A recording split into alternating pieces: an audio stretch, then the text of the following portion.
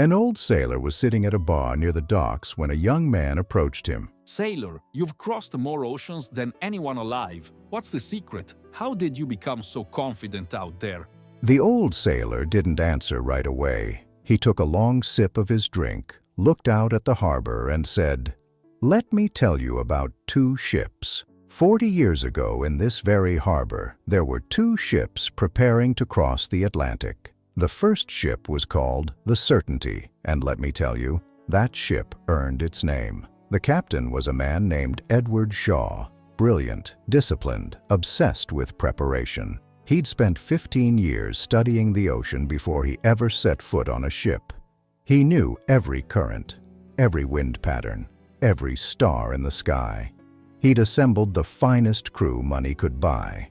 He'd reinforced the hull 3 times. He'd packed enough supplies to last twice as long as the voyage required. He had backup plans for his backup plans. People came from all over just to watch the Certainty prepare to sail. That, they said, is how you cross an ocean. Shaw had one rule. We leave when conditions are perfect, not a day before. So he waited.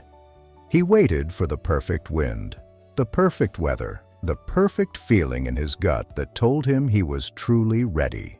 The second ship was called the Venture. And if the Certainty was a legend, the Venture was a joke. The captain was a woman named Mara Santos. She was 32 years old and had never captained a ship across open ocean, not once. Her crew wasn't elite. They were fishermen, dock workers, people who believed in her for reasons nobody could explain. Her ship wasn't reinforced 3 times. It was old. It creaked when the waves hit it. Half the town said it wouldn't make it past the horizon. She had no fortune, no fame, no 15 years of preparation. What she had was a departure date. "We leave Tuesday," she said. "That's it." Tuesday. People laughed. "You're not ready," they told her. "You're going to get yourself killed. Wait, prepare more, study more. When you feel confident, then go." She listened to all of it, nodded politely, and on Tuesday morning, the Venture sailed out of the harbor. The Certainty stayed behind. "The wind isn't right," Shaw said. "Maybe next week." 3 weeks into her voyage, Mara hit a storm. Now, when I say storm, I don't mean rain and some rough waves. I mean the kind of storm that makes you wonder if you'll see another sunrise. The sky turned black at noon. The waves were taller than her mast. Her crew was terrified. Half of them had never seen anything like it.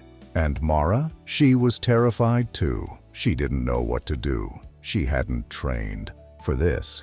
She didn't have a manual for this specific situation. Everything in her wanted to freeze, to wish she had waited, prepared more, become more ready. But here's what happened instead. She made a decision, then another, then another. Not perfect decisions, just decisions. Secure that line. Turn into the wave. Hold on. She was shaking the entire time. Her voice cracked when she shouted orders. She had no idea if what she was doing was right, but she kept moving, kept adjusting, kept responding. And somewhere in the middle of that chaos, something shifted. She stopped waiting to feel ready. She just acted. The storm raged for 19 hours, the longest 19 hours of her life. And then it passed. The sun came up, the sea calmed, and the Venture was still floating.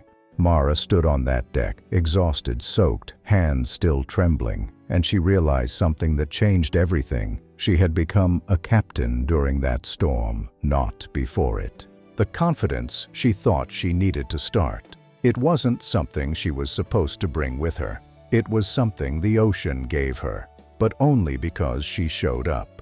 The Venture reached the other shore 31 days later. Mara Santos became a legend. Not because she was the most prepared, but because she was the one who left. Now, the Certainty. Back in the harbor, Captain Shaw watched the weather every single day. "Almost," he kept saying. "Almost perfect. Just a little more time." Weeks passed, then months. The crew started to leave.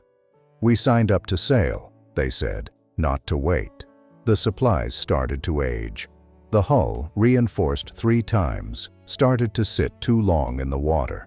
Wood warps when it doesn't move. Even the strongest ship rots in the harbor, and Shaw, he kept studying, kept preparing, kept waiting to feel certain. Here's the part most people don't know. The certainty never sailed.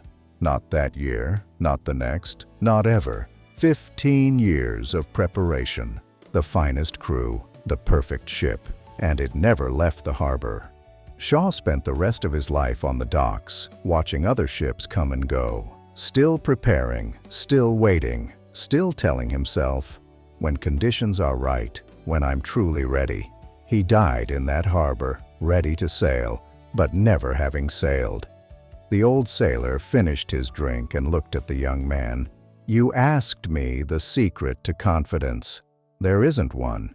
Not the way you think. Confidence isn't something you build in the harbor. It's not something you pack in your bag. It's not something you feel before you leave. Confidence is what the ocean gives you, but only if you're brave enough to get on the water." Shaw had everything except the one thing that mattered. He never started, and because he never started, he never got the chance to become who he was preparing to be.